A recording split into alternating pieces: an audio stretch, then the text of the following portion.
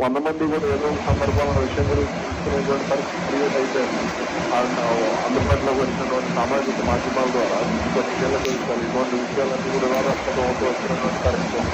కాబట్టి ఇక్కడ ప్రధానమంత్రి నరేంద్ర మోడీ అంటే నక్సల్స్ విషయంలో, మావోయిస్టుల విషయంలో వాళ్ళు దేశద్రోహం లేదంటే మరొకటి అని చెప్పి వాళ్ళని అవమానించే విధంగా మాట్లాడేటువంటి ప్రయత్నం పదే పది చేస్తుండేవారు. ఇక్కడ కూడా సేమ్ అలాగే ఎవరైతే కాంగ్రెస్ నేతలను ఉద్దేశించి లేదా తమకు వ్యతిరేకంగా ఉన్నటువంటి వాళ్ళని ఉద్దేశించి దిమాజీనంతా మాట్లాడటం చాలా ఇబ్బందికరంగా మాట్లాడేటువంటి పరిస్థితి. దీనికి సంబంధించి సామాజిక వ్యతిరేక క్రియేట్ అవుతుంది.